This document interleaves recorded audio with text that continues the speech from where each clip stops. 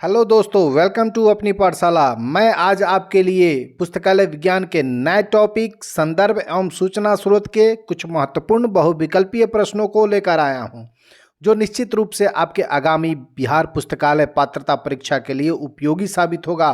तो चलिए देर किए बिना वीडियो की शुरुआत करते हैं। आज का पहला प्रश्न है, सूचना स्रोत किसे कहते हैं?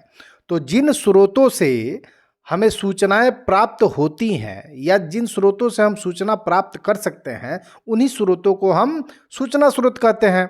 जैसे प्रलेख, मानव, संस्था, रेडियो, टीवी आदि सभी ये सूचना स्रोत हैं। तो इसका आंसर क्या हो जाएगा? इसका आंसर हो जाएगा डी, वह स्रोत जिसमें विशिष्ट एवं महत्वपूर्ण सूचनाएं होती हैं, उन्हीं को हम सूचना स्रोत कहेंगे। तो आगे बढ़ेंगे, अगला प्रश्न है 2 नंबर, सूचना स्रोतों को परंपरागत, नवपरंपरागत, अपरंपरागत एवं सूक्ष्म प्रलेख के रूप में किसने वर्गीकृत किया है? तो ये वर्गीकृत करने का काम किया है स्वामी रंगनाथन जी ने। और ये जो सूचना स्रोत हैं, इनको विभाजित करने का जो आधार माना जाता है वो 2 तरीके से माना जाता है। एक होता है भौतिक विशेषता के आधार पर इनका विभाजन किया जाता है, वर्गीकृत किया जाता है इनको, और दूसरा सूचनात्मक विशेषता के आधार पर इनको वर्गीकृत किया जाता है। तो ये स्वामी रंगनाथन ने जो वर्गीकृत करने का काम किया है परंपरागत, नवपरंपरागत, अपरंपरागत एवं सूक्ष्म प्रलेख के रूप में, तो ये इन्होंने भौतिक विशेषता के आधार पर इसको वर्गीकृत करने का काम किया है। तो इसका आंसर हो जाएगा ए, स्वामी रंगनाथन। अगला प्रश्न है, हैंसन ने प्रलेखों को कितनी श्रेणियों में विभक्त किया है? तो हैंसन साहब ने इन श्रेणियों को 2 श्रेणियों में विभक्त करने का काम किया है। इन प्रलेखों को 2 श्रेणियों में विभक्त किया है। जो प्राथमिक प्रलेख और द्वितीयक प्रलेख होते हैं, तो इसका आंसर हो जाएगा ए, 2 श्रेणियों में इन्होंने प्रलेखों को विभक्त किया है, प्राथमिक प्रलेख और द्वितीयक प्रलेख। प्राथमिक प्रलेख जो होते हैं वो नवीन ज्ञान को प्रदर्शित करते हैं और ये पहली बार सूचना प्रदर्शित करते हैं। और जो द्वितीयक प्रलेख होते हैं वो प्राथमिक स्रोत से ही इकट्ठा किया जाता है, उसको द्वितीयक प्रलेख कहेंगे। आगे बढ़ेंगे, अगले प्रश्न की तरफ। चौथा नंबर प्रश्न कह रहा है कि प्रलेखों को सर्वमान्य रूप में किन 2 प्रमुख श्रेणियों में विभक्त किया गया है?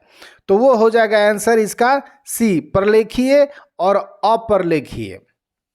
अगला प्रश्न है 5वां नंबर प्रश्न कह रहा है कि प्रलेखीय स्रोत कौन से होते हैं? तो प्रलेखीय स्रोत जो होते हैं वो मुद्रित माध्यम में जो स्रोत उपलब्ध होते हैं, यानी लिखित माध्यम में जो स्रोत उपलब्ध होते हैं वो हो जाएंगे प्रलेखीय स्रोत। जैसे बुक, किताब जो लिखा जाता है वो मुद्रित रूप में है, तो उसको हम क्या बोलेंगे? प्रलेखीय स्रोत बोलेंगे। तो इसका आंसर हो जाएगा ए, मुद्रित माध्यम से उपलब्ध होते हैं। 6ठा नंबर प्रश्न कह रहा है कि अप्रलेखीय स्रोत किसे कहेंगे? तो प्रलेखीय स्रोत मुद्रित माध्यम में उपलब्ध होते हैं और अप्रलेखीय स्रोत जो मुद्रित रूप में नहीं होते हैं उनको अप्रलेखीय स्रोत कहते हैं। बढ़ेंगे अगले प्रश्न की तरफ। 7 नंबर का प्रश्न कह रहा है कि जनसंचार प्रलेखीय अथवा अप्रलेखीय स्रोतों में से कौन सा है? यानी जनसंचार यानी मास मीडिया, जो टीवी चैनल हम लोग देखते हैं वो लिखित माध्यम में तो होता है नहीं उपलब्ध, वो तो कौन हो जाएगा? उसका आंसर हो जाएगा बी, अप्रलेखीय। आगे बढ़ेंगे, अप्रलेखीय स्रोतों को किन 2 श्रेणियों में विभक्त किया गया है? तो ये किया गया है औपचारिक एवं अनौपचारिक। तो इसका आंसर हो जाएगा ए, औपचारिक एवं अनौपचारिक। 9वां नंबर प्रश्न कह रहा है, सूचना केंद्र प्रलेखीय स्रोत की कौन सी श्रेणी में आते हैं? तो सूचना केंद्र जो है वो औपचारिक श्रेणी में आते हैं, तो इसका आंसर हो जाएगा ए, औपचारिक। बढ़ते हैं अगले प्रश्न की तरफ। नेक्स्ट क्वेश्चन, अपने सहयोगियों से वार्तालाप कर सूचना प्राप्त करना कौन सा सूचना स्रोत है? तो यह है अनौपचारिक सूचना स्रोत, तो इसका आंसर हो जाएगा सी, अनौपचारिक। 11 नंबर प्रश्न है, ग्रोगन के अनुसार सूचना स्रोत का विभाजन बताइए। तो जिस प्रकार हैंसन ने 2 भागों में इसको विभक्त करने का काम किया था, उसी तरह ग्रोगन साहब ने इसको 3 श्रेणियों में विभाजित किया था सूचना स्रोतों को। हैंसन साहब ने प्राथमिक और द्वितीयक कहा था और ग्रोगन साहब ने प्राथमिक, द्वितीयक और तृतीयक तीनों कहा था। तो इसका आंसर हो जाएगा ए, प्राथमिक, द्वितीयक और तृतीयक। अगला प्रश्न है 12 नंबर प्रश्न कह रहा है कि प्राथमिक सूचना स्रोत वे होते हैं जिनमें, तो प्राथमिक सूचना स्रोत जो होते हैं वो शोध के मौलिक तथ्य होते हैं, शोध के मौलिक तथ्य होते हैं, वही होते हैं प्राथमिक स्रोत, यानी जिनको पहली बार शोध करके लिखा गया वो प्राथमिक स्रोत होंगे। तो इसका आंसर हो जाएगा ए, बी, शोध के मौलिक तथ्य होते हैं। अगला प्रश्न है निम्न में से प्राथमिक स्रोत कौन सा है, यानी 4 ऑप्शन आपको मिल रहे हैं, इन चारों ऑप्शन में जो प्राथमिक स्रोत कौन सा है, तो प्राथमिक स्रोत जो हस्तलिखित प्रलेख होते हैं वो प्राथमिक स्रोत है। अगला आंसर है, अगला प्रश्न है नेक्स्ट क्वेश्चन, पैटेंट्स किस प्रकार के सूचना स्रोत है, तो पैटेंट जो है ना वो प्राथमिक प्रकार के सूचना स्रोत हैं। अगला प्रश्न है निम्न में से प्राथमिक स्रोत क्या है, तो इसमें से प्राथमिक स्रोत है जो समाचार पत्र है ना वो प्राथमिक स्रोत के श्रेणी में आता है। तो इसका आंसर हो जाएगा सी, प्राथमिक स्रोत। 16 नंबर प्रश्न है निम्न में से प्राथमिक स्रोत कौन सा नहीं है, तो ये सारकरण पत्रिका जो है वो प्राथमिक स्रोत नहीं है, बाकी सब पेटेंट, स्टैंडर्ड, शोध पत्र ये सभी प्राथमिक स्रोत हैं। नेक्स्ट क्वेश्चन, निम्न में से कौन सा द्वितीयक स्रोत नहीं है, तो इसमें वांग्मय सूचियों की वांग्मय सूची ये द्वितीयक स्रोत नहीं है, बाकी सभी द्वितीयक स्रोत हैं।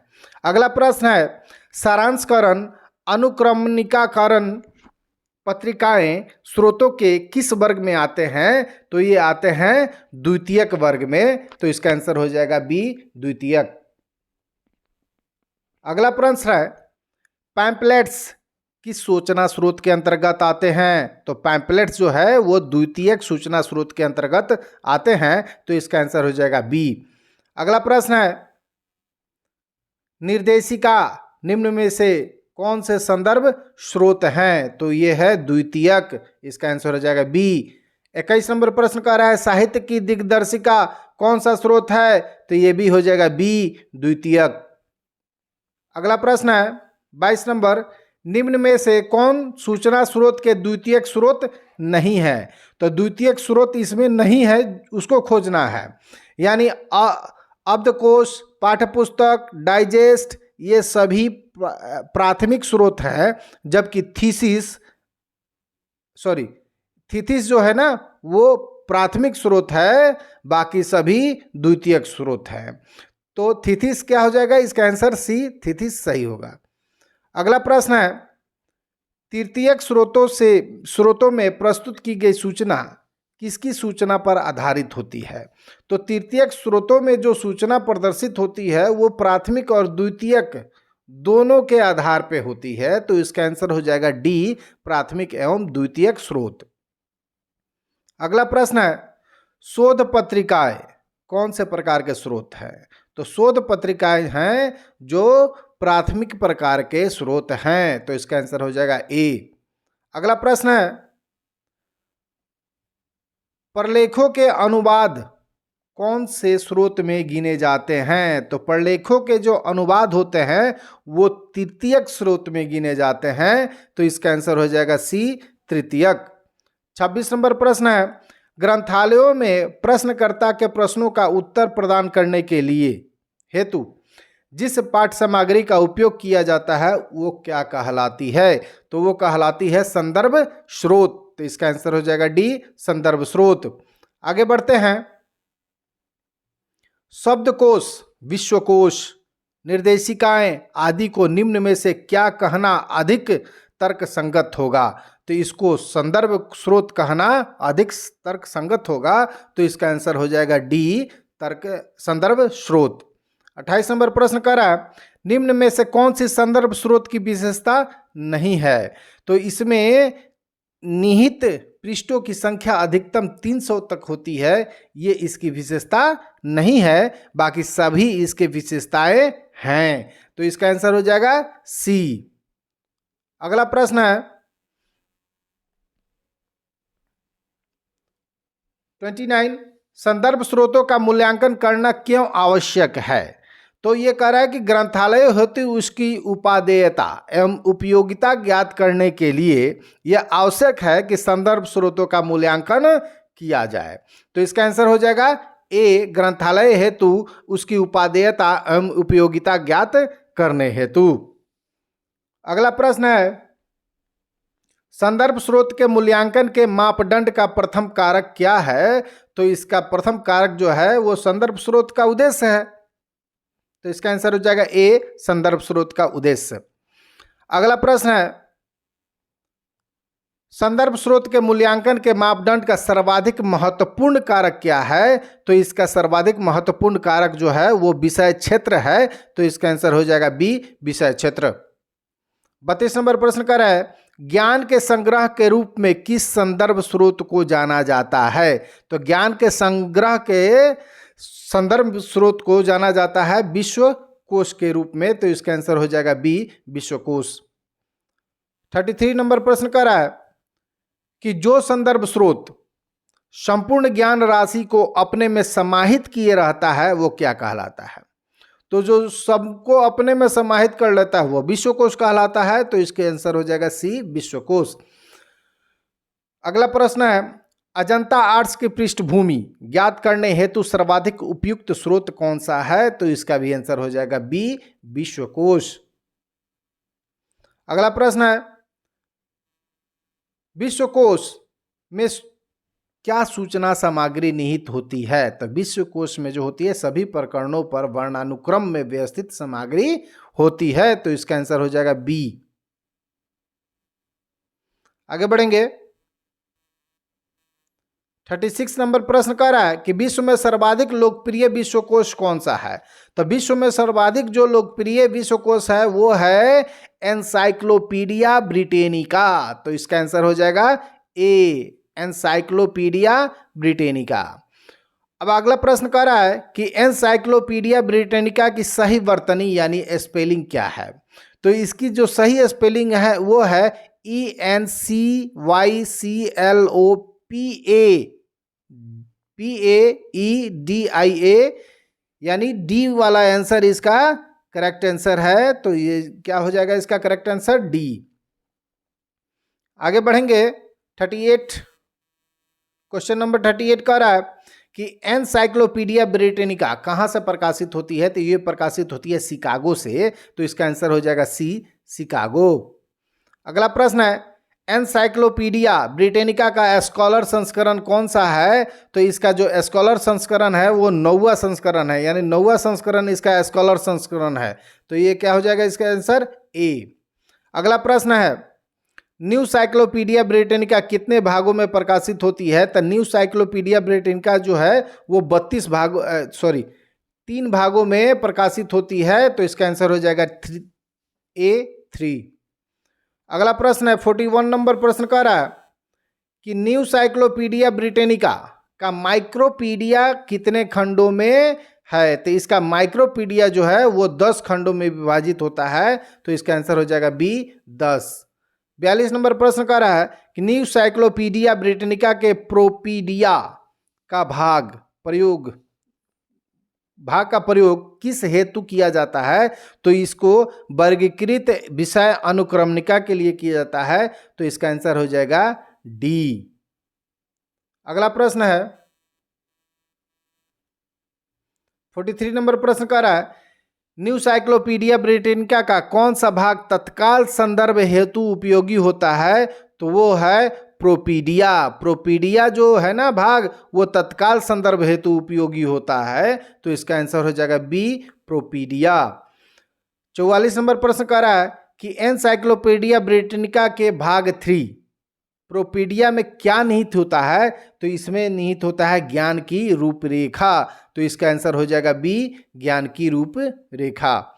अगला प्रश्न है, encyclopedia of library and information science का प्रकाशक कौन है? तो इसके प्रकाशक जो हैं वो एम डेकर हैं, तो इसका आंसर हो जाएगा सी, एम डेकर।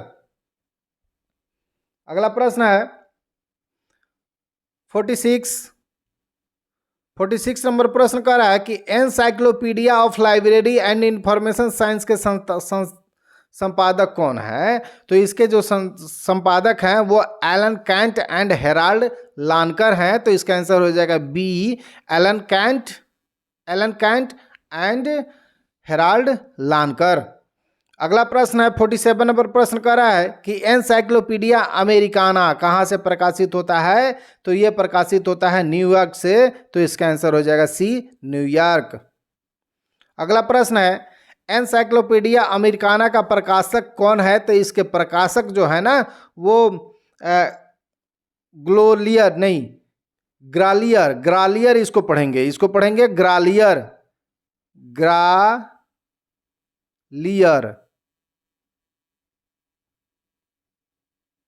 इसको पढ़ेंगे ग्रालियर, ग्लोलियर नहीं, ग्रालियर इसको पढ़ेंगे, तो इसका आंसर हो जाएगा बी, ग्रालियर। अगला प्रश्न है 49 नंबर प्रश्न कह रहा है कि एनसाइक्लोपीडिया अमेरिकाना में कितने खंड है? तो इसमें 30 खंड होते हैं, तो इसका आंसर हो जाएगा सी, 30 खंड। और इसकी मैं बात करूं तो इस जो एनसाइक्लोपीडिया अमेरिकाना है इसमें लगभग 9000 ग्रंथ सूची है, लगभग 1.5 लाख क्रॉस रेफरेंस है और 1000 से भी अधिक टेबल है और 1200 से भी अधिक मानचित्रों की संख्या है और लगभग 680 फैक्ट बॉक्स है इसमें। तो ये पूरा जो साइक्लोपीडिया अमेरिकाना है वो लगभग 30 भागों में बटा हुआ है और इसका भी अब मौद्रिक रूप यानी लिखित रूप से प्रकाशन इसका बंद हो चुका है और ये भी अब इंटरनेटली, कहने का मतलब कि मैं क्या कहूँ, इंटरनेट पे जो इसका अब डिजिटल संस्करण ही प्रकाशित होता है, मुद्रित रूप से अब प्रकाशित ये भी नहीं होता है और ना ही एनसाइक्लोपीडिया ब्रिटेनिका होता है। और एनसाइक्लोपीडिया ब्रिटेनिका जो है ना वो 32 खंडों में प्रकाशित होता है, जबकि एनसाइक्लोपीडिया अमेरिकाना 30 खंडों में, अमेरिकाना 30 खंडों में और ब्रिटेनिका 32 खंडों में। और अब दोनों मुद्रित रूप से प्रकाशित नहीं होते हैं, दोनों के दोनों अब डिजिटल संस्करण के रूप में आते हैं। आगे बढ़ेंगे, अगला प्रश्न है international cyclopedia of social sciences का प्रकाशक कौन है? तो इसके प्रकाशक हैं मैकमिलन एंड फ्रीफेस, तो इसका आंसर हो जाएगा डी, मैकमिलन एंड फ्रीफेस। अगला प्रश्न है McGraw Hill encyclopedia of science and technology का संपादक कौन है? तो इसके संपादक मैकग्राहिल कंपनी है, यानी इसके नाम से ही इनका नाम है, तो इसका क्या हो जाएगा, मैकग्राहिल कंपनी। अगला प्रश्न है किसी शब्द का इतिहास जानने के लिए उपयुक्त स्रोत क्या है? तो उसका उपयुक्त स्रोत है जो शब्दकोश होता है, तो इसका आंसर हो जाएगा बी, शब्दकोश। आगे बढ़ेंगे, लैक्सिकोग्राफी कौन सा स्रोत तैयार करने की कला अथवा विज्ञान है? यानी शब्दकोश को तैयार करना यानी डिक्शनरी को तैयार करने का जो विज्ञान है उसको हम लोग लैक्सिकोग्राफी के नाम से जानते हैं। और लैक्सिकोग्राफी को अगर हिंदी में कहें तो उसको कहेंगे कोश कर्म, उसको क्या कहेंगे, कोश कर्म कहेंगे। और इसके जो बनाने वाले हैं उसको कोशकार कहेंगे, यानी लैक्सिकोग्राफी को कोशकर्म कहेंगे और लैक्सिकोग्राफर को कोशकार कहते हैं। तो इसका आंसर हो जाएगा क्या, बी, शब्दकोश। अगला प्रश्न है 54 number, ALA glossary of library and information science के प्रकाशक का नाम बताइए। तो इसके प्रकाशक जो है वो अमेरिकी ग्रंथालय संघ है, तो इसका आंसर हो जाएगा बी, अमेरिकी ग्रंथालय संघ। आगे बढ़ेंगे, 55 नंबर प्रश्न कह रहा है ऑक्सफोर्ड इंग्लिश डिक्शनरी का द्वितीय संस्करण कब प्रकाशित हुआ था? तो ये प्रकाशित हुआ था 1989 में, तो इसका आंसर हो जाएगा डी 1989 और इसके जो ऑथर हैं वो है आरसी मैकग्रेगर। इसके ऑथर का नाम क्या हुआ? RC McGregor. अगला प्रश्न है कि डिक्शनरी ऑफ नेशनल बायोग्राफी का संपादन कौन करता है? तो इसका संपादन करते हैं एसपी सेन। एसपी सेन, तो इसका आंसर हो जाएगा बी, एसपी सेन। अगला प्रश्न है बायोग्राफिकल डिक्शनरी ऑफ साइंटिस्ट का प्रकाशक कौन है? तो इसके प्रकाशक जो हैं वो हैं हॉफर कॉलिंस। हॉफर कॉलिंस, तो इसका आंसर हो जाएगा डी, हॉफर कॉलिंस। अगला प्रश्न है ग्लोसरी लैक्सिकोन थिसोरस एवं वोकाबुलरी आदि को और क्या कहा जा सकता है? तो इसको डिक्शनरी कहा जा सकता है, तो इसका आंसर हो जाएगा सी, डिक्शनरी। अगला प्रश्न है